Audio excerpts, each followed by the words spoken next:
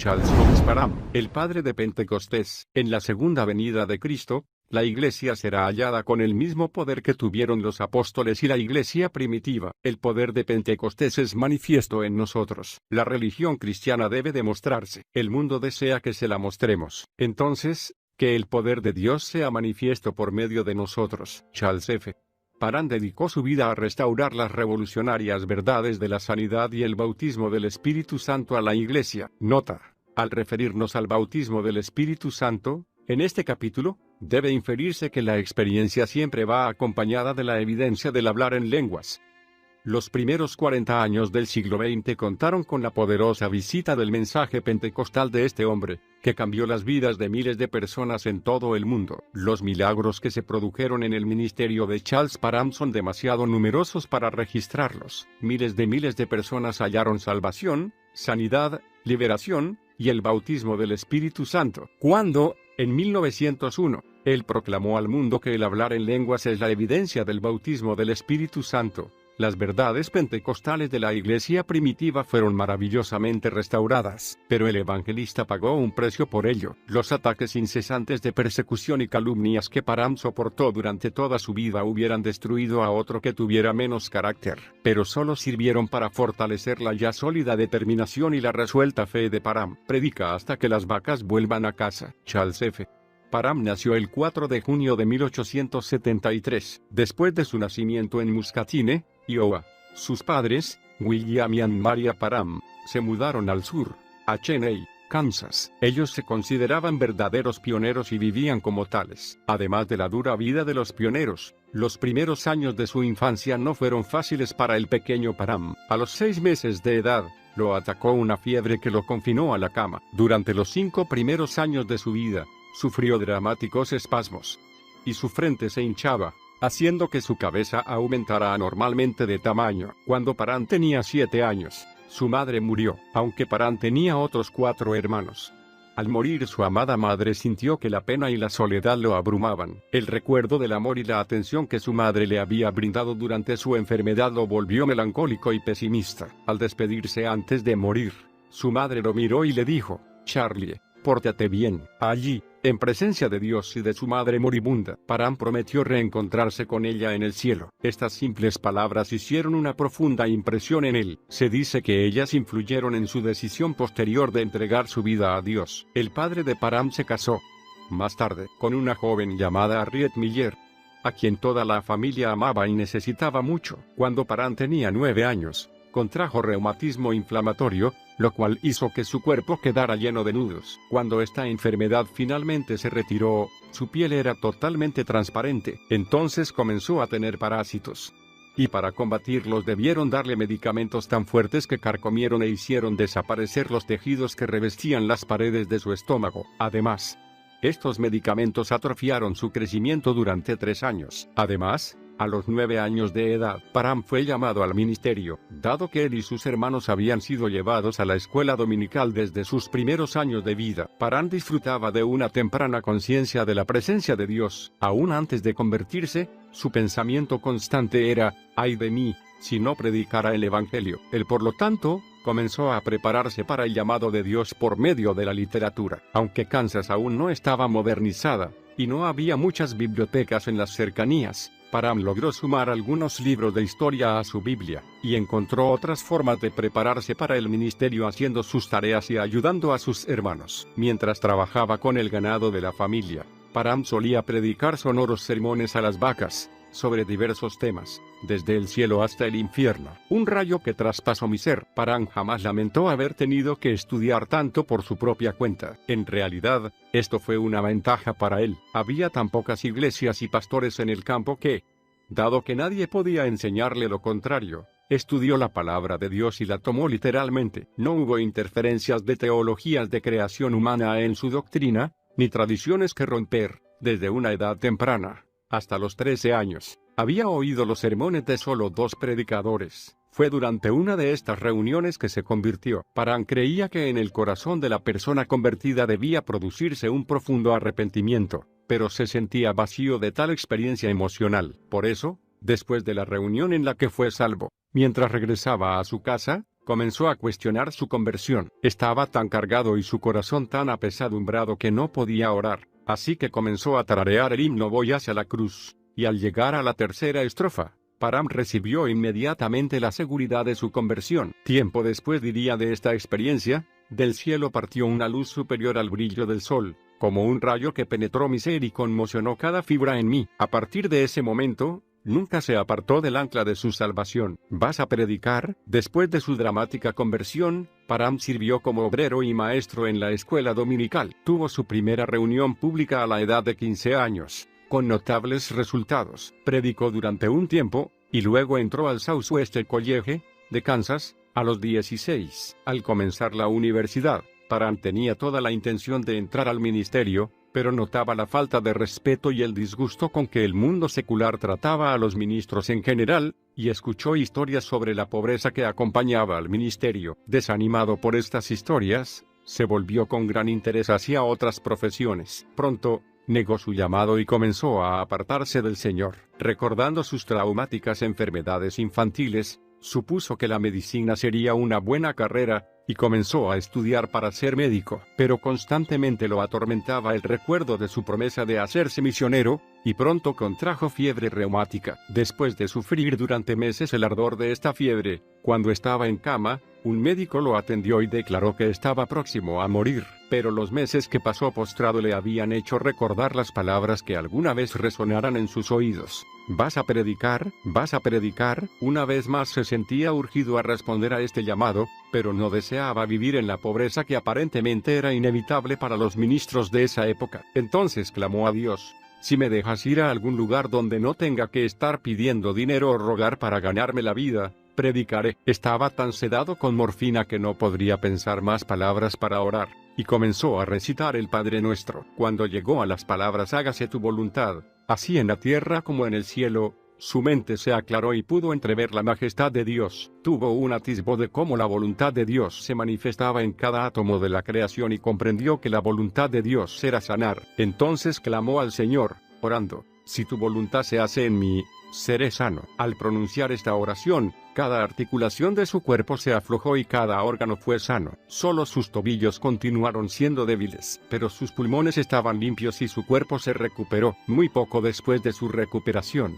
lo invitaron a predicar en una reunión evangelística. Entonces renovó su promesa a Dios, y prometió dejar la universidad y entrar al ministerio si Dios sanaba sus tobillos. Parham se arrastró debajo de un árbol y comenzó a orar. Dios inmediatamente envió una poderosa corriente eléctrica a sus tobillos, y de esa manera los sanó. Un patán con poder. Parham realizó su primera reunión evangelística a la edad de 18 años, en el salón de la escuela Pleasant Valley, cerca de Tonganoxie, Kansas. No pertenecía a la comunidad campesina cuando pidió permiso para realizar una campaña en su escuela, así que cuando ellos se lo otorgaron, subió a una colina, extendió su mano sobre el valle y oró para que toda esa comunidad fuera ganada para Dios. La primera noche, la asistencia fue buena, pero la mayoría de la gente no estaba acostumbrada a una participación activa. Parham recibió pocas respuestas al principio, pero antes que terminara la noche, hubo muchas conversiones. Los Tislewaite asistieron a esta reunión y escribieron a su hija Sarah comentándole sobre ella. Esta había crecido en esa comunidad y ahora estaba en la ciudad de Kansas, estudiando. Cuando regresó a su casa, las reuniones habían terminado, pero la comunidad había arreglado que Parham regresara al domingo siguiente. En la reunión, la refinada Sarah Tislewaite se sorprendió con lo que veía. Parham era muy diferente de los predicadores cultos y ricos a los que estaban acostumbrados en la ciudad de Kansas. Y cuando tomaba el púlpito, no tenía el sermón escrito como los predicadores que ella había visto. En realidad, Parham jamás escribía lo que iba a decir. Confiaba en que el Espíritu Santo lo inspiraría. Al escuchar predicar al joven evangelista, Sarah comprendió su falta de devoción a la fe. Sabía que estaba siguiendo a Cristo de lejos, y tomó la decisión de consagrarse totalmente al Señor. También comenzó a cultivar una amistad con Charles y pronto, lo que comenzó como un simple interés se convirtió en una unión llena de propósito y destino. ¿Denominaciones? Nunca más. Cuando Parham tenía 19 años de edad, lo invitaron a pastorear la iglesia metodista de Eudora, Kansas. Lo hizo fielmente, al tiempo que pastoreaba en Linwood los domingos por la tarde. Sarah y su familia asistían regularmente a los cultos. La congregación comenzó a crecer cada vez más y tuvieron que construir un nuevo edificio para acomodar a toda la gente. Los líderes de la denominación veían en Parham a un joven con gran futuro, y le hubieran dado cualquier pastorado o asignación si él se hubiera sometido a su autoridad. Pero las cosas no andaban del todo bien entre Parham y la denominación metodista. Charles había prometido seguir la guía del Espíritu Santo, a pesar de lo que los hombres le pidieran hacer. Al aconsejar a los recién convertidos, los exhortaba a buscar cualquier iglesia donde congregarse, aunque no fuera metodista. Él les explicaba que para entrar al cielo no era necesario pertenecer a una denominación determinada, y que las denominaciones pasaban más tiempo predicando sobre su iglesia en particular que sobre Jesucristo y su pacto. Esto le causó muchos conflictos dentro de su denominación. Hablando sobre estos conflictos, escribió: al alcanzar los confines del pastorado, y sentir la estrechez de la mentalidad sectaria, muchas veces tuve conflictos con las autoridades superiores, que eventualmente resultaron en una ruptura total, y así dejé el denominacionalismo para siempre, aunque sufría una amarga persecución por parte de la iglesia. La estrechez de muchos que se llaman hijos de Dios. Los padres de Parham se sintieron realmente decepcionados por su hijo, ya que apoyaban totalmente a la iglesia. Por eso, al renunciar, Charles buscó apoyo en el hogar de unos amigos, que lo aceptaron como a su propio hijo. Comenzó a orar pidiendo dirección del Señor. Muchas falsas acusaciones habían sido levantadas contra él, y le preocupaba que la persecución que se avecinaba arruinara definitivamente su obra. Entonces, un día, mientras se encontraba sumido en la oración, escuchó estas palabras: yo me despojé a mí mismo. Inmediatamente se sintió fortalecido y animado. Mientras el Espíritu Santo continuaba dándole palabra, marcó su rumbo. Entraría al campo evangelístico, sin asociarse con denominación alguna. Realizaría sus reuniones en escuelas, salones, iglesias, tabernáculos, en todo lugar que pudiera, y creería que el Espíritu Santo se manifestaría con gran poder. Mientras llevaba a cabo una campaña en el oeste de Kansas, escribió a Sarah Thistlewhite para proponerle matrimonio, advirtiéndole que su vida estaba totalmente dedicada a Dios y que su futuro era incierto, pero si ella podía confiar en Dios en cuanto a él, deberían casarse. Charles y Sarah se casaron 6 meses después, el 31 de diciembre de 1896. En casa del abuelo de Sarah. Cúrate a ti mismo. La joven pareja comenzó a viajar, y todos los recibían con gran aprobación. En septiembre de 1897 nació su primer hijo, Claude, pero el gozo de este suceso duró poco, ya que Charles cayó enfermo con una afección cardíaca. Tomaba más y más medicinas, pero cada vez estaba más débil. Entonces, repentinamente, el pequeño Claude fue atacado por una fiebre muy alta.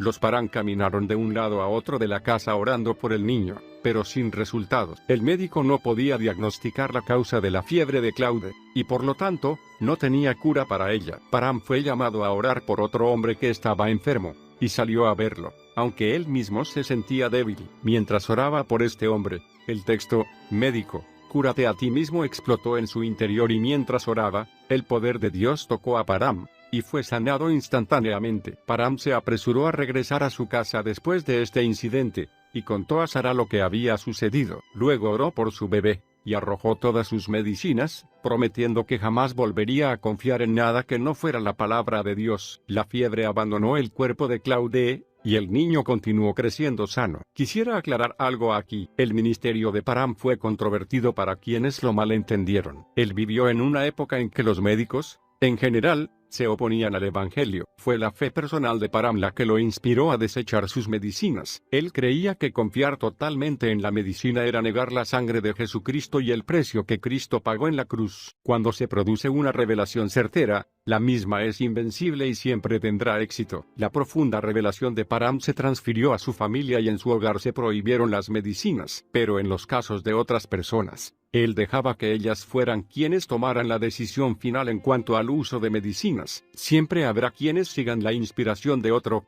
sin tener ninguna revelación para sí mismos. Debido a esto vemos a sectores enteros del cuerpo de Cristo negarse a utilizar medicinas y llamar pecadores a quienes lo hacen. Parham nunca enseñó esto, por lo cual sería un error culparlo, como tantos lo han hecho, por los errores que algunos creyentes han cometido en relación con la sanidad divina, vida o muerte. No mucho después que Param y su hijo fueron sanados, el evangelista recibió una terrible noticia. En una semana, 2 de sus amigos más cercanos habían muerto. Consumido por la pena, corrió a visitar sus tumbas. Fue un día que marcó el resto de su ministerio. Allí, arrodillado entre las tumbas de mis 2 amados amigos, que podrían haber vivido si yo les hubiera hablado del poder de Cristo para sanar, hice el voto de que sería para mí cuestión de vida o muerte predicar este evangelio de la sanidad. Param se mudó con su familia a Ottawa, Kansas, donde tuvo su primera reunión de sanidad divina. Durante esta reunión proclamó valientemente las verdades de la palabra de Dios. Una mujer que sufría de hidropesía y a la cual habían dado 3 días de vida,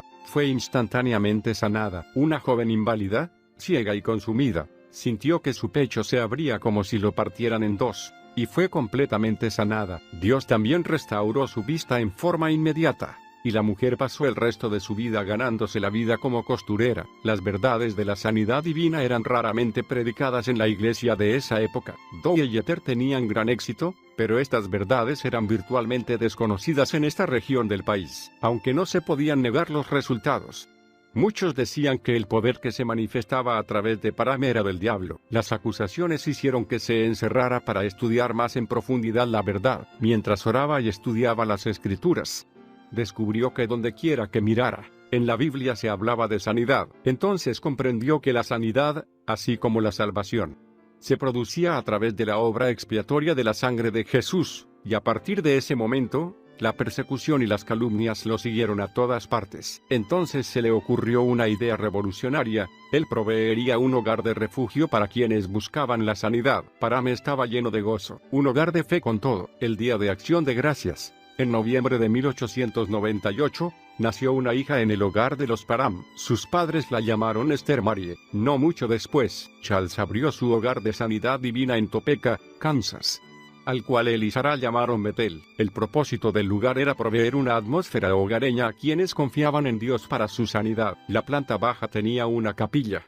un cuarto de lectura y una imprenta. El primer piso tenía 14 cuartos con grandes ventanas. Los Param mantenían las ventanas llenas de flores frescas, creando una atmósfera pacífica y bella en el hogar. En la capilla había cultos todos los días, y la palabra de Dios se enseñaba con poder. Se oraba en forma individual varias veces, de día y de noche. Betel también ofrecía clases especiales a ministros y evangelistas, para prepararlos para el ministerio. Este lugar de refugio también servía para encontrar hogares cristianos a los huérfanos, y trabajos para los desempleados. Una persona que se alojó en Betel escribió: ¿quién podría pensar en un nombre más dulce que Betel? Ciertamente es la casa de Dios. Todo se mueve en amor y armonía. Al entrar a los cuartos uno siente la influencia divina que está generosamente esparcida por aquí. Es un hogar de fe, con todo. En sus comienzos, el boletín quincenal publicado por Param, llamado La Fe Apostólica, tenía un precio de suscripción. Pero Param cambió rápidamente esto,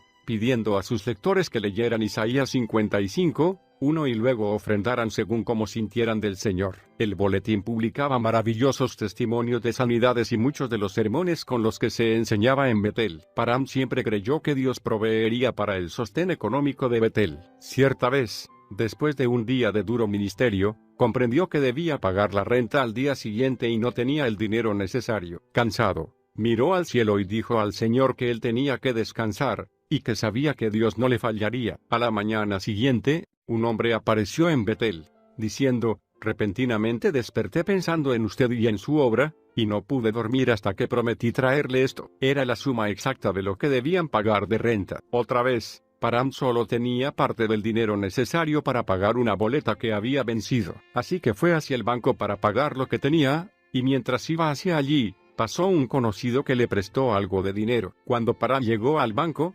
descubrió que este dinero era la suma exacta que necesitaba para pagar por completo la deuda. Hay muchas más increíbles historias de provisión económica para el ministerio de Param. La familia fue bendecida con otro hijo en marzo de 1900. Lo llamaron Charles, como su padre. Ahora la familia parecía haber crecido demasiado para el hogar Betel, así que construyeron una casa pastoral. Así como crecía su familia, también crecía el hambre espiritual de Param. que sintió que debería dejar Betel y visitar diferentes ministerios. Dejó 2 ministros de la santidad a cargo y salió a visitar los ministerios de varios hombres de Dios en Chicago, Nueva York y Maine. Cuando regresó, estaba refrescado y renovado, con un anhelo de Dios aún mayor. Regresé a casa totalmente convencido de que aunque muchos habían obtenido una experiencia real en la santificación y la unción que permanece, aún quedaba un gran derramamiento de poder para los cristianos que cerrarían esta era. Estas palabras contenían las semillas de las verdades que luego Parán develaría, rodeada por un halo. Debido a su tremendo éxito en Betel, muchos comenzaron a insistir para que Parán abriera un instituto bíblico, así que nuevamente se recluyó en ayuno y oración. En octubre de 1900,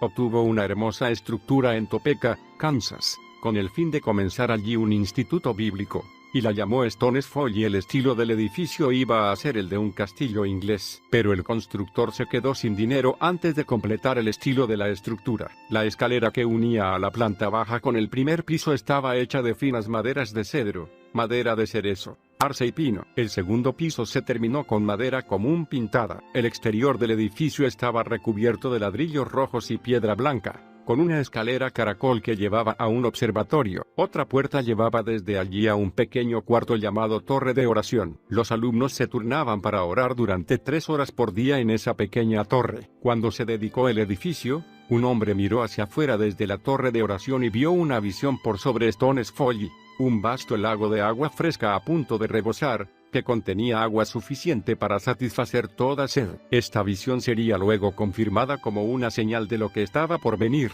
El Instituto Bíblico de Parham estaba abierto a todo ministro y creyente en Cristo que estuviera dispuesto a dejarlo todo. Eran personas dispuestas a estudiar la palabra en profundidad y creer que Dios proveería para sus necesidades personales. La fe del alumno era el único costo de la enseñanza. Todos debían creer que Dios proveería para sus necesidades. Ese diciembre se tomaron exámenes sobre los temas de arrepentimiento, conversión, consagración, santificación, sanidad y la segunda venida de Cristo. Cuando se incluyó el libro de los Hechos para el estudio de estos temas, Parham dio a sus alumnos un trabajo práctico de naturaleza histórica. Ellos debían estudiar las evidencias bíblicas del bautismo en el Espíritu Santo e informar sobre lo que hubieran descubierto 3 días después. Después de asignarles esta tarea, fue a conducir una reunión en la ciudad de Kansas. Luego regresó para la vigilia anual de oración en su escuela, la mañana en que se debían entregar los informes. Parham escuchó 40 informes, y lo que escuchó lo dejó perplejo, aunque le habían producido diferentes manifestaciones del Espíritu durante el derramamiento de Pentecostés. En el libro de los Hechos, cada uno de los estudiantes había llegado a la misma conclusión general, y todos los que habían sido bautizados con el Espíritu Santo hablaban en otras lenguas. Ahora había gran entusiasmo y un nuevo interés sobre el libro de los Hechos en el instituto. Entre las 75 personas reunidas para el culto de vigilia, la atmósfera estaba llena de expectativa. La reunión parecía haber sido cubierta con un manto de frescura. Entonces, una alumna, Agnes Osman, se acercó a Parham y le pidió que le impusiera las manos para que ella recibiera el bautismo del Espíritu Santo. La joven creía que había sido llamada al campo misionero y deseaba estar equipada con poder espiritual. Al principio Parham vaciló y le dijo que él mismo no hablaba en otras lenguas, pero ella insistió, y Charles, humildemente, le impuso las manos sobre su cabeza. Más tarde, él relataría este incidente con las siguientes palabras: apenas había yo repetido unas 3 docenas de frases, cuando la gloria cayó sobre ella, un halo pareció rodear su cabeza y su rostro, y comenzó a hablar en idioma chino, y no pudo volver a hablar inglés hasta 3 días después. Osman testificó más tarde que ya había recibido algunas de estas mismas palabras mientras estaba en la torre de oración, pero cuando Parham le impuso las manos, el sobrenatural poder de Dios la inundó por completo. Lenguas de fuego. Después de ser testigos de este increíble derramamiento del Espíritu Santo, los estudiantes corrieron sus camas en el dormitorio del piso superior y lo convirtieron en un cuarto de oración. Durante 2 noches y 3 días, todos esperaron en el Señor. En enero de 1901, Parham predicó en una iglesia en Topeka, relatando las maravillosas experiencias que estaban produciéndose en el instituto, y les dijo que creía que pronto él también hablaría en otras lenguas. Esa noche, al regresar a su casa después de la reunión, se encontró con uno de los estudiantes, que lo llevó al cuarto de oración. Una gran sorpresa se apoderó de él al ver allí a 12 ministros de diferentes denominaciones. Estaban sentados,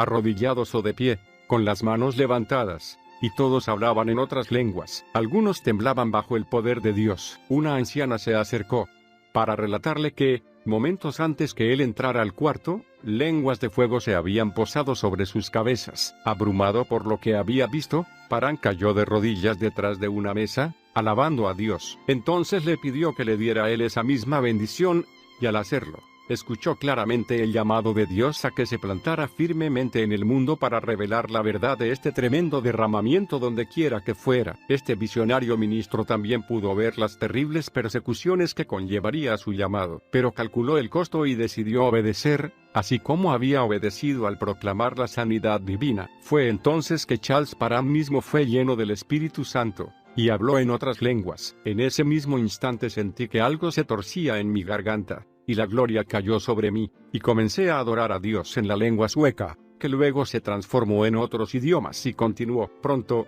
la noticia de lo que Dios estaba haciendo en el instituto hizo que éste se viera acosado por reporteros, profesores de idiomas e intérpretes del gobierno, que asistían a los cultos para luego hablar al mundo entero de este fenómeno increíble. Habían llegado al consenso de que los estudiantes del instituto estaban hablando en los idiomas del mundo, y los periódicos gritaban en sus titulares, y Pentecostés, Pentecostés. Los vendedores de periódicos anunciaban, y lea todo sobre el Pentecostés. El 121 de enero de 1901, Parham predicó el primer sermón dedicado únicamente a la experiencia del bautismo del Espíritu Santo con la evidencia de hablar en otras lenguas, una entrada hacia lo sobrenatural. Algunos dicen que ha pasado el tiempo de las lenguas, pero, amigo mío, cuando pase el tiempo de los milagros, cuando pase el tiempo de las señales y maravillas, cuando pase el tiempo de las manifestaciones del Espíritu Santo, entonces, pasará el tiempo de las lenguas, mas no necesitaremos otras lenguas. Pero mientras estemos en la tierra,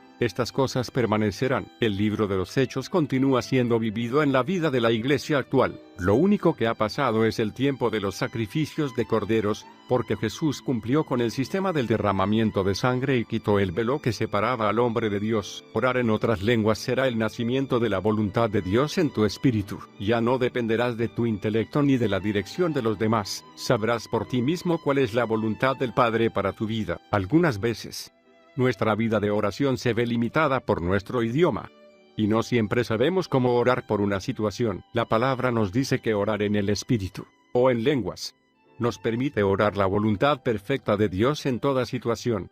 Porque orar en lenguas nos lleva al ámbito del Espíritu. Puedes ir al cielo sin haber sido bautizado en el Espíritu Santo, pero no es lo mejor que Dios desea para ti. Hay varias diferentes operaciones de las lenguas que se mencionan en la Biblia. Primero, las lenguas pueden manifestarse en un idioma sobrenatural que personas de otras nacionalidades pueden comprender. Ver Hechos 2, 8 al 11. Segundo, el don de lenguas puede ser ejercido por una persona en una reunión pública y seguido de la interpretación de ese idioma, lo cual edifica a quienes están allí reunidos. Ver 1 de Corintios 14, 27 y 28. Y está el idioma de lenguas de oración, que edifica y fortalece la fe. Finalmente, orar en el Espíritu da osadía, fortaleza, dirección y guía a la vida de un creyente. Orar en lenguas es también una de las formas más poderosas de intercesión. Ver 1 de Corintios 14, 4, Judas 20, Romanos 8, 26 y 27, Efesios 6, 18. Si no has experimentado el bautismo en el Espíritu Santo con la evidencia de hablar en otras lenguas,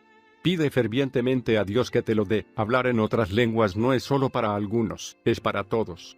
Como la salvación. Cuando decidas entrar en esta medida de la plenitud de Dios, tu vida nunca volverá a ser la misma. Un padre espiritual. En esta etapa de la vida de Parham, había una gloria refinada y paz en su hogar tal como nunca la hubo antes. Parham iba por toda la región, predicando las verdades del bautismo en el Espíritu con maravillosas demostraciones. Cierta vez, en un culto, comenzó a hablar en otras lenguas, y cuando terminó, un hombre de la congregación se puso de pie y dijo: «Soy sanado de mi incredulidad. He oído en mi propia lengua el Salmo 23 que aprendí sentado en las rodillas de mi madre». Este fue solo uno de los incontables testimonios del don de otras lenguas en el ministerio de Parham. Pronto, cientos y cientos de personas comenzaron a recibir esta manifestación, pero junto con este poderoso derramamiento se produjo una calumniosa persecución por parte de quienes lo despreciaban. Entonces la tragedia golpeó el hogar de Parham nuevamente. Su hijo más pequeño,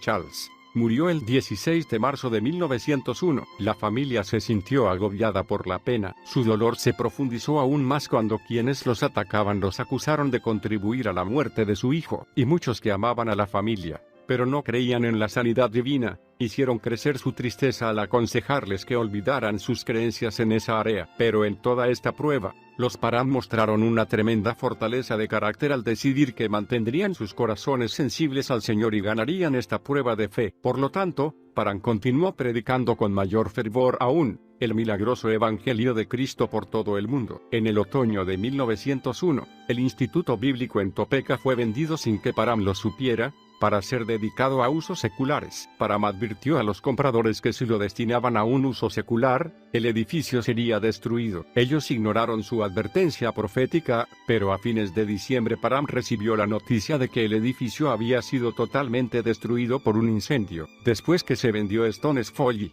los Parham alquilaron una pequeña casa en la ciudad de Kansas. Fue entonces que él comenzó a predicar en reuniones en toda la región. Cientos de personas de todas las denominaciones recibieron el bautismo del Espíritu Santo y la sanidad divina. Como sucede con cada evangelista pionero en un avivamiento, era amado u odiado con igual intensidad por la gente, pero su personalidad vital y su corazón cálido eran reconocidos por todos. Un periódico de Kansas escribió: digamos lo que dijéremos sobre él, ha atraído más atención hacia la religión que cualquier otro profesional de la religión en años. En 1901 Parham publicó su primer libro, Una voz que clama en el desierto. El libro estaba lleno de sermones sobre la salvación, la sanidad y la santificación. Muchos ministros de todo el mundo lo estudiaron y lo utilizaron como libro de texto para enseñar. Los Parham tuvieron otro hijo, llamado Philip Arlington, en junio de 1902. Para entonces, Charles se había convertido en el padre del despertar pentecostal,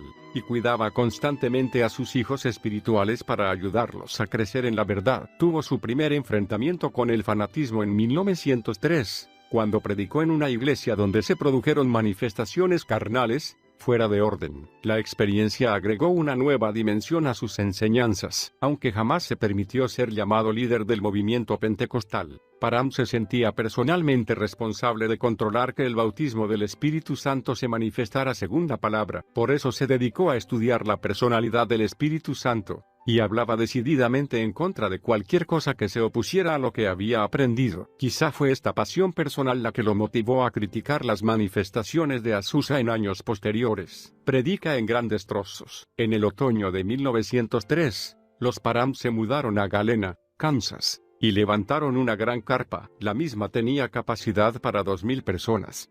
Pero aún así era pequeña para acomodar a todos los que se acercaban. Por eso, tan pronto como llegó el invierno, consiguieron un edificio. Pero aún entonces, debían dejar las puertas abiertas durante los cultos, para que quienes quedaban afuera pudieran participar. Multitudes de personas provenientes de otras ciudades se agolpaban en Galena cuando se producían las fuertes manifestaciones del Espíritu, y cientos eran milagrosamente sanados y recibían la salvación. En esa época, se entregaban tarjetas a quienes venían en busca de sanidad. El procedimiento común era escribir números en esas tarjetas y entregarlas a quienes deseaban oración. Luego, durante el culto, se llamaba al azar diversos números y se oraba por quienes tenían las tarjetas con esos números. Con esta práctica, todos tenían las mismas oportunidades. Pero Parham abolió esa costumbre y decidió orar por todos los que vinieran, sin importar el tiempo que eso consumiera. 2 periódicos, el Joplin Herald y el Cincinnati Inquirer, declararon que las reuniones de Parham en Galena eran la mayor demostración de poder y milagros desde el tiempo de los apóstoles,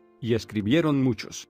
Vinieron a burlarse, pero se quedaron para orar. El 16 de marzo de 1904 nació Wilfred Charles en el hogar de los Parham. Un mes después, se mudaron a Baxter Springs, Kansas, y Charles continuó realizando tremendas reuniones en todo el estado. Parham siempre advertía a la gente que no lo llamara sanador, recordándoles que él no tenía más poder para sanar que para salvar. Un observador dijo: el hermano Parham predicó la santa palabra de Dios en forma directa, como si fuera en trozos grandes, puros y suficientemente duros como para hacer caer las escamas de nuestros ojos. Las reuniones eran siempre muy interesantes. Era sabido que él sentía un gran amor por la Tierra Santa, y siempre implementaba sus creencias en sus enseñanzas. Así que además de los muchos milagros, generalmente exponía una gran variedad de vestimentas de la Tierra Santa que había coleccionado. Los periódicos siempre destacaban este aspecto de su ministerio en forma favorable. Equipo de la Cruzada de Houston,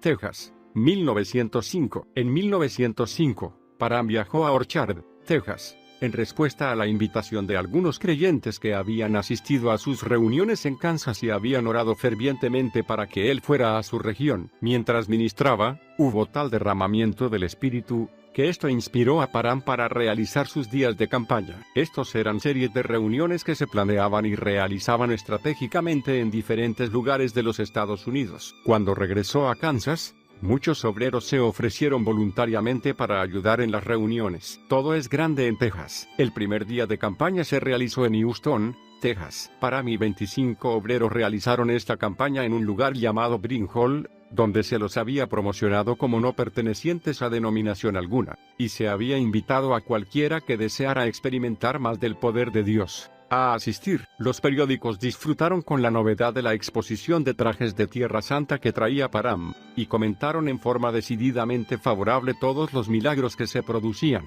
Después de estas reuniones, Parham y su grupo realizaban grandes desfiles, marchando por las calles de Houston con sus trajes de Tierra Santa. Los desfiles ayudaban a despertar el interés de muchos que asistieron a los cultos vespertinos. Cuando se terminaron los días de campaña, el grupo regresó a Kansas, gozándose grandemente en el Señor. Debido a la alta demanda de la gente, el grupo regresó una vez más a Houston, pero esta vez debieron enfrentarse con una fuerte persecución. Varios de los colaboradores de Parham fueron envenenados durante una reunión, y enfermaron seriamente, con terribles dolores. Pero Parham oró por cada uno de ellos inmediatamente, y se recuperaron por completo. También hubo varios ataques en contra de la vida de Parham, pero siempre escapó. Cierta vez, después de tomar un sorbo de agua mientras estaba en la plataforma, se dobló sobre sí mismo, presa de un dolor insoportable. Pero comenzó a orar y el dolor se fue inmediatamente. Luego, cuando el agua de ese vaso fue examinada químicamente, se descubrió que contenía suficiente veneno como para matar a una docena de hombres. Sin dejarse amilanar por las persecuciones,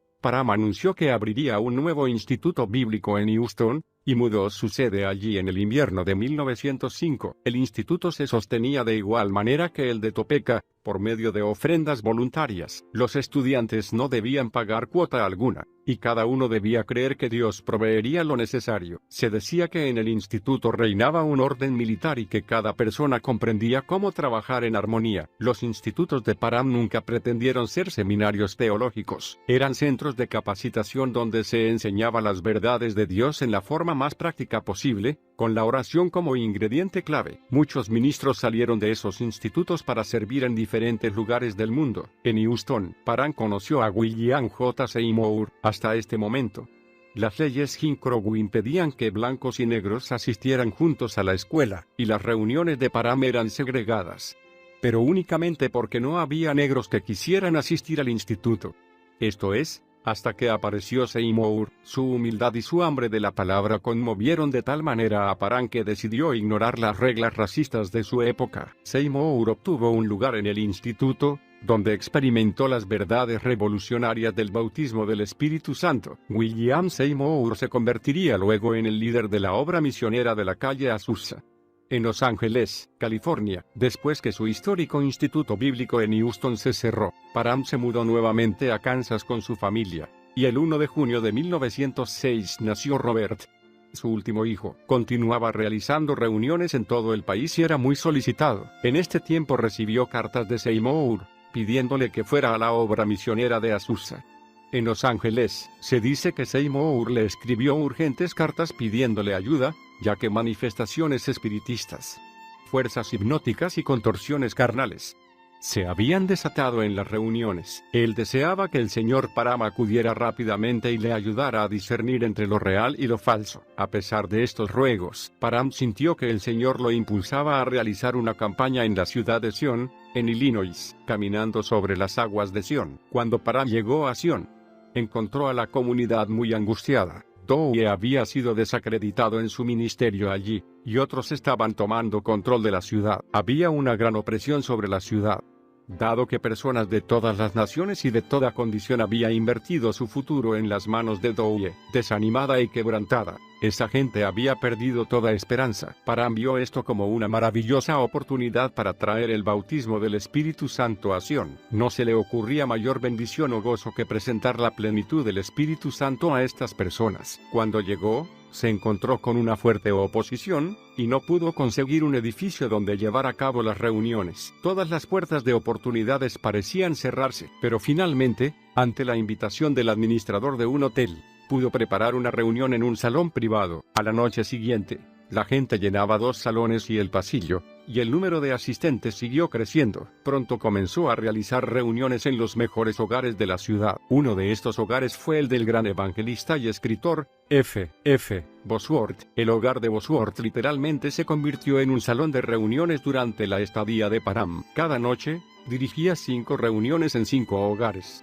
Todas comenzaban a las 19. Cuando sus colaboradores llegaban, él iba predicando de reunión en reunión, conduciendo rápidamente para asegurarse de llegar a todas. De esta manera, cientos de ministros y evangelistas salieron de Sion llenos del poder del Espíritu para predicar la palabra de Dios con señales. Aunque Sion era una comunidad cristiana, parecía que la persecución en contra de Parham allí era la más terrible.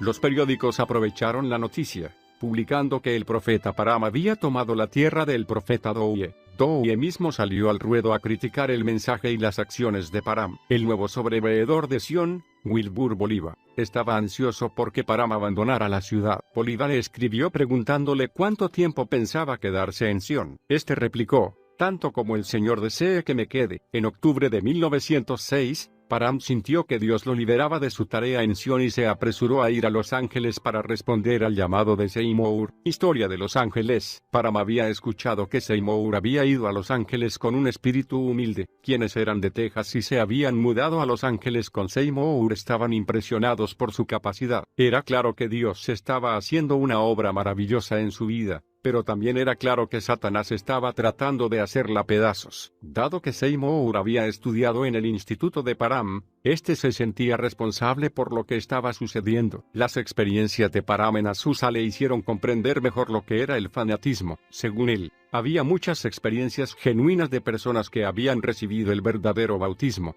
pero también había muchas falsas manifestaciones. Parham predicó 2 o 3 cultos en Azusa, pero no pudo convencer a Seymour de que cambiara su forma de actuar. La puerta de la obra misionera se cerró para que él no pudiera regresar, pero en lugar de salir de Los Ángeles, Parham alquiló un edificio grande y realizó allí grandes cultos que ministraban liberación de espíritus malignos a quienes habían asistido previamente a las reuniones. Charles, que consideraba que el conflicto de Seymour era producto del orgullo espiritual, escribió sobre esto en su boletín, observando que el fanatismo siempre produce un espíritu que no se presta a la enseñanza. Quienes están bajo la influencia de estos espíritus, explicaba Parham, se sienten exaltados, pensando que tienen una experiencia más importante que la de cualquier otra persona, y que no necesitan instrucción ni consejo, lo cual los coloca fuera del alcance de aquellos que podrían ayudarlos. Y terminaba su exposición en el boletín, diciendo: aunque muchas formas de fanatismo se han infiltrado, creo que todo verdadero hijo de Dios saldrá de esta niebla y estas sombras más fuerte y mejor equipado contra todos los extremos que pueden presentarse en cualquier momento en reuniones de esta clase. Las burlas. Parham regresó a Sion,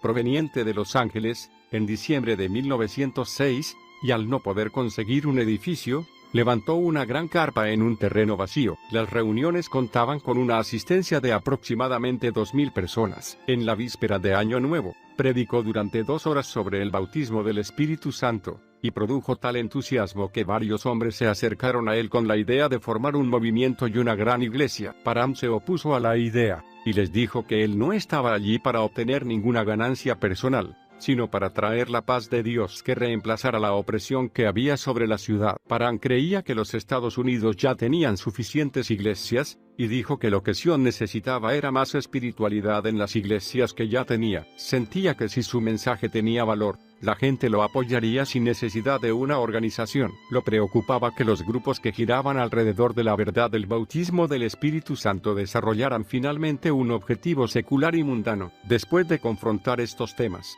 Param renunció oficialmente al puesto de proyector del movimiento de fe apostólica. Muchas controversias sobre el liderazgo se habían producido ya en otros estados que adoptaran el movimiento. En su boletín, Param escribió: ahora que ellos, los seguidores de la fe apostólica, son generalmente aceptados, yo simplemente ocupo mi lugar entre mis hermanos para impulsar este evangelio del reino como testigo a todas las naciones. La posición que Param sostenía le hizo ganar muchos nuevos enemigos en Sion, y cuando terminó su serie de reuniones, se dirigió solo a Canadá y Nueva Inglaterra para predicar. Su familia se quedó en Sion y fue tremendamente atacada. Cada día los hijos de Param eran perseguidos en la escuela. Muchas veces los niños regresaban a casa de la escuela con lágrimas en los ojos. La familia creía que eran perseguidos principalmente porque se negaban a organizar un movimiento. Más tarde, Charles escribiría: si difiero completamente de Sion con respecto a alguna de estas verdades, es solo en la misma manera en que los individuos de Sion difieren entre sí. Pero un día,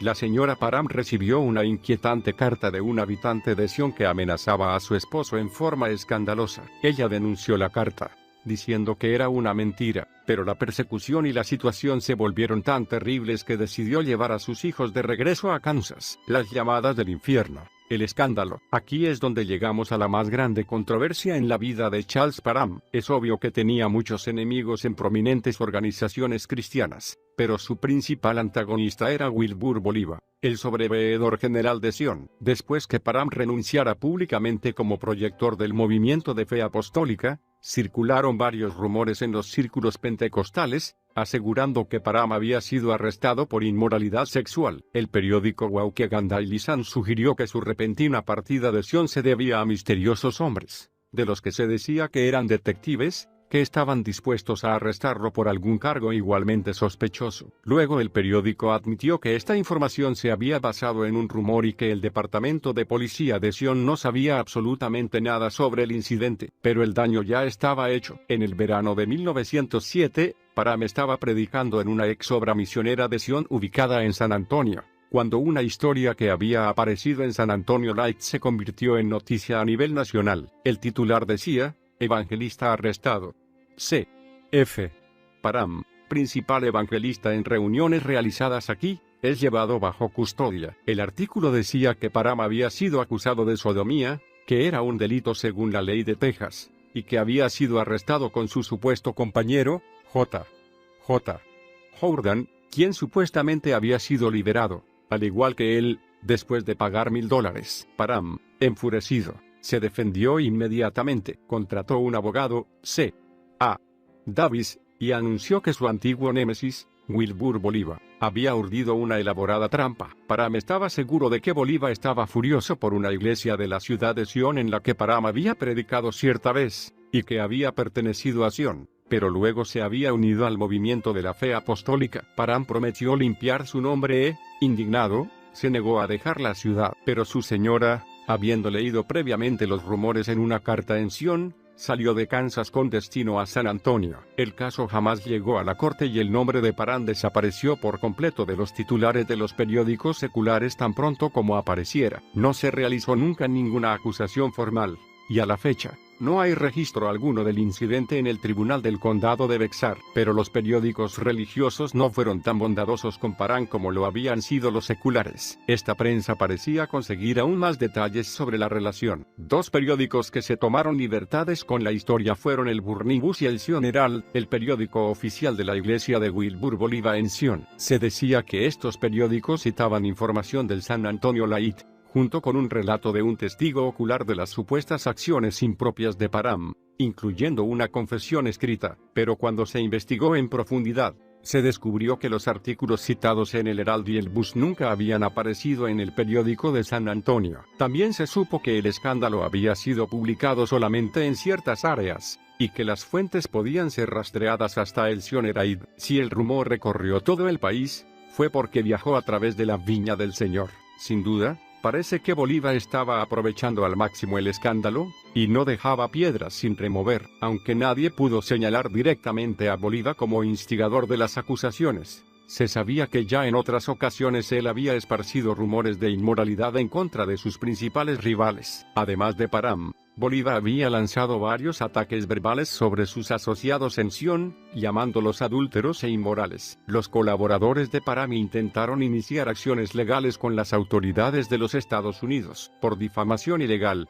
pero éstas se negaron a actuar. La señora Parham creía que sus enemigos seguramente tenían gran fe en las creencias de Parham, ya que si esta clase de ataque hubiera ocurrido a una persona secular, sin duda se hubiera iniciado una acción legal. Pero Parham nunca discutió el tema en público, lo dejó a discreción de sus seguidores, creyendo que quienes le eran fieles jamás creerían las acusaciones. En su cumpleaños número 40, escribió: "Creo que la mayor pena de mi vida es pensar que mis enemigos, al intentar destruirme, han arruinado y destruido tantas preciosas almas. Pero el dolor y la destrucción no marcan diferencia alguna para quienes se oponen al ministerio de Dios". Cuando Parham regresó a predicar a Sion 9 años después, los seguidores de Bolívar fabricaron pósters y panfletos que mostraban una confesión de culpa del delito de sodomía, firmada "El sueño largamente esperado". Durante los años que siguieron al escándalo, Parham continuó evangelizando en todo el país. Muchos decían que sus sermones criticaban a los cristianos pentecostales, otros, que nunca pudo recuperarse de las acusaciones de Bolívar. En 1913, en Wichita, una multitud armada de palos y tridentes quiso atacarlo, pero un amigo lo rescató, enviándolo por una ruta secreta, y la reunión continuó como había sido planeada. Cientos de personas se arrepintieron y muchos fueron sanados en Wichita, según se dice. Aunque había sido herido por aquellos que él pensaba que eran sus amigos, Parham jamás dejó de ir a las ciudades donde Dios lo llevaba. Hasta regresó a Los Ángeles, y realizó una reunión tremenda en que miles de personas fueron salvas, bautizadas en el Espíritu Santo, sanadas y liberadas. En el invierno de 1924, tuvo reuniones en Oregón y Washington. Fue en una de ellas que Gordon Lindsay recibió la salvación. Lindsay luego llevó a cabo una magnífica obra para Dios, estableciendo el Instituto Bíblico Internacional llamado Cristo para las Naciones, en Dallas, Texas. Finalmente, en 1927, el sueño de toda su vida se convirtió en realidad para Charles F. Parham. Sus amigos reunieron los fondos suficientes como para que pudiera visitar Jerusalén. El viaje fue un gran gozo para él. Lo fascinaba caminar por Galilea, Samaria y Nazaret. Allí fue que encontró su pasaje favorito de las Escrituras, el Salmo 23. En Palestina, la realidad del pastor y sus ovejas cobró vida para él, trayéndole gran paz y consuelo. Cuando regresó al puerto de Nueva York, en abril de 1928, llevaba consigo las diapositivas de la tierra que amaba. A partir de entonces, las reuniones de Parham consistieron en mostrar estas diapositivas que él llamaba el Salmo 23, paz, paz como un río. Para agosto de 1928, Parham estaba cansado y desgastado, y dijo a sus amigos que su obra estaba prácticamente terminada. A uno de ellos, Parham le escribió diciendo: "Estos días estoy viviendo al borde de la tierra de la gloria, y todo es tan real al otro lado de la cortina, que me siento terriblemente tentado a cruzarla". Después de pasar la Navidad con su familia, debería predicar y mostrar sus diapositivas de la Tierra Santa en Temple, Texas. Su familia estaba preocupada por este viaje, ya que su salud estaba algo deteriorada, pero él estaba decidido a ir. Varios días después, la familia recibió la noticia de que se había desplomado durante una reunión, mientras mostraba sus diapositivas de Tierra Santa. Se dice que mientras estaba en el suelo, recobró la conciencia y que solo decía que deseaba continuar con la proyección. La familia se dirigió a Temple para ver cómo estaba. Cuando llegaron, tomaron la decisión de cancelar las reuniones y regresar con Charles a Kansas en tren. Parham, debilitado por un problema cardíaco a tal punto que apenas podía hablar, esperó a que su hijo Wilfred regresara de ministrar en California. Mientras lo esperaba, se negó a tomar medicamento alguno, diciendo que de hacerlo iría en contra de sus creencias. Solo pidió a los demás que oraran. Su hijo más joven, Robert, abandonó su trabajo en una tienda para orar y ayunar en la casa donde su padre estaba. Después de varios días, se acercó al lecho de Parham para decirle que él también había entregado su vida al llamado al ministerio, profundamente gozoso al saber que 2 de sus hijos continuarían la obra del Evangelio. Charles recobró suficientes fuerzas como para decir: "Cuando me encuentre con mi maestro cara a cara, no podré vanagloriarme de ninguna buena obra que haya hecho, pero podré decir que he sido fiel al mensaje que él me dio, y viví una vida pura y limpia". Sara dijo que nunca olvidaría el rostro de su amado. Al saber, con un gozo y una mirada de pacífica satisfacción, que su oración de tantos años había sido respondida. Algunos oyeron a Charles Fax Parham decir en su último día en la tierra, paz, paz, como un río. En eso he estado pensando todo el día. Durante la noche, cantó parte del himno Hay poder en la sangre, y pidió a su familia que terminara de cantarlo para él. Cuando terminaron, les pidió, cántenlo otra vez. Al día siguiente, el 29 de enero de 1929, a los 66 años de edad, Charles F. Parham partió para estar con el Señor. A su funeral asistieron más de 2.500 personas, que visitaron su tumba cubierta de nieve fresca. Un coro de 50 personas ocupó la plataforma, junto con varios ministros de diversas partes de la nación. De todo el país llegaron ofrendas que permitieron que la familia comprara un púlpito de granito para la lápida de su tumba. En esta se inscribió lo siguiente, Juan 15:13, el último pasaje de la Biblia que Parham leyó en su última reunión en esta tierra. Nadie tiene mayor amor que este, que uno ponga su vida por sus amigos, los verdaderos fieles. Antes que Charles Parham muriera, su ministerio contribuyó a más de 2 millones de conversiones.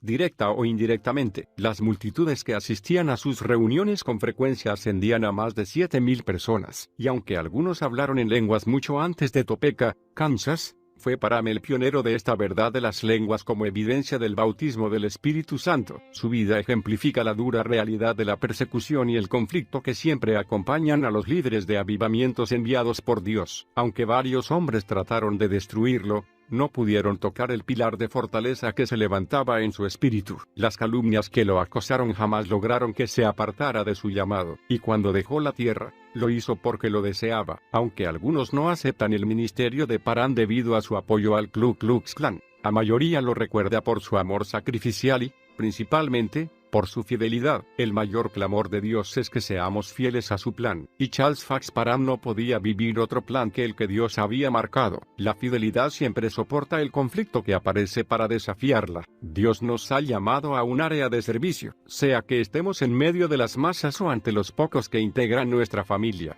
Nosotros, como Charles Parham, también debemos probar nuestra fidelidad, pero en nuestra generación amante de la velocidad y de las cosas que nos hacen sentir bien, la fidelidad aparentemente ha cedido espacio. Pero no importa a qué generación hablemos, la palabra de Dios es aún la misma. 1 de Corintios 4:2.